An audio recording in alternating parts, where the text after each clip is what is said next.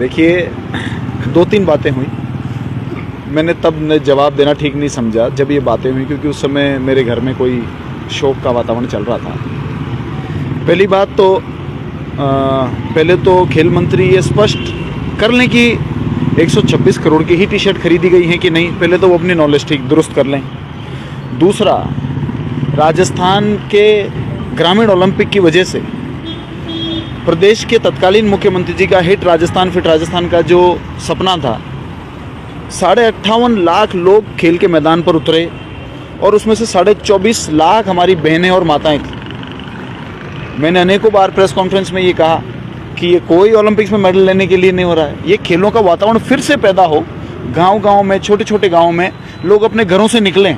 Lockdown की वजह से, मोबाइल में ज़्यादा इंगेज हो जाने की वजह से उनकी हेल्थ ख़राब हो रही है। वो घरों से निकले और फिर से खेल के मैदान पर उनको रुचि पैदा हो, उसके लिए ही आयोजन हो रहा है हिट राजस्थान और फिट राजस्थान। जहाँ तक बात है, फिर दूसरी बात यह होती है कि 140 करोड़ का ग्रामीण ओलंपिक हो गया, इसमें कोई स्टेडियम नहीं बने।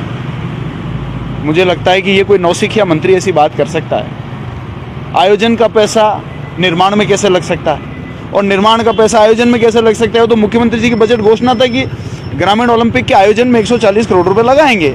खुले सदन में सबको कहा।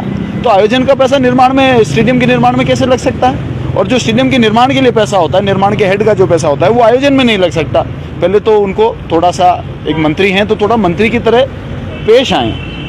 और जहाँ तक कि वो कह रहे हैं कि 126 करोड़ की कोई टी शर्ट परचेज में कोई घोटाला हो गया, तो मैं तो यहाँ पर आपके सामने खुला कहता हूँ कि खेल मंत्री 3 महीने, 6 महीने, 9 महीने, 10 महीने, 12 महीने एक फिक्स टाइम लिमिट का जांच का दावा करें कि इतने समय में या तो पूर्व खेल मंत्री को जेल में डाल दूंगा, नहीं तो मैं खेल विभाग से इस्तीफा दे दूंगा।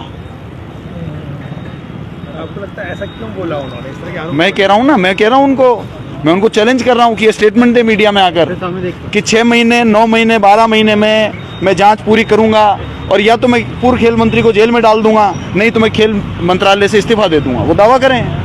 थोती बातें करने से, किसी के पूर्व कार्यकाल के ऊपर लांछन फेंकने से उनके कार्यकाल में कोई उपलब्धि नहीं होगी। मैं चाहता हूं कि वो जिस प्रकार से पिछले 5 साल में कांग्रेस पार्टी के राज में सामान्य मुख्यमंत्री जी के नेतृत्व में खेल विभाग कहां से कहां पहुंचा, उसको वहां से आगे ले जाने की बात करें, ना कि थोते आरोप और थोती बातें करके जो मोटिव है उससे भटके। उससे कोई ज़रूरत नहीं है। और है तो आई चैलेंज हिम कि वो मीडिया में आए और दावा करें कि 6 महीना या 12 महीने में ऐसा कुछ करके दिखाएंगे। मालवीय जी छोड़ के जा रहे हैं कांग्रेस, क्या कहेंगे? अभी तक तो सुनी सुनाई खबरें हैं, अब कुछ ऐसा हो जाएगा। अब वो तो बहुत सीनियर लीडर रहे हैं हमारे और आज भी हैं, अभी तक तो हैं, जब तक कि ऐसा कुछ पुष्टि नहीं हो जाती है। मैं समझता हूँ कांग्रेस ने 2 बार कैबिनेट मंत्री बनाया, अनेकों बार MP का टिकट भी दिया, MLAs का टिकट भी दिया। तो कांग्रेस पार्टी ने तो कभी कोई किसी के लिए कमी रखी नहीं। बाकी तो उनके ऊपर, इतने सीनियर लीडर के ऊपर मैं क्या बोल सकता हूँ। जिला प्रमुख उनके घर से कई अनेकों बार बने, मेंबर पार्लियामेंट अनेकों बार लड़े रहे भी सही, MLAs कम से कम 4-5 बार लड़े रहे भी सही, कि 2 बार राज आया उनके रहते हुए, कैबिनेट मंत्री दोनों बार बनाया। तो अब इसके बाद भी अगर ये भी कम है तो देखिए, मुझे तो उम्मीद है कि अभी भी वो रुक जाएंगे, रुक जाने चाहिए। और 2-2 बार कैबिनेट मंत्री रहे हुए लोग अगर बीजेपी में चले गए तो बीजेपी भी दुखी पाएगी। बीजेपी भी एक दिन माथा पकड़ेगी अपना। बीजेपी में कांग्रेस से और बाहर की पार्टी से इतने लोग क्यों लाए जा रहे हैं? क्योंकि बीजेपी में कुछ है ही नहीं। बीजेपी के नेताओं को मोदी जी ने मार दिया। अब टैलेंटेड लीडर्स तो कांग्रेस पार्टी के अंदर है।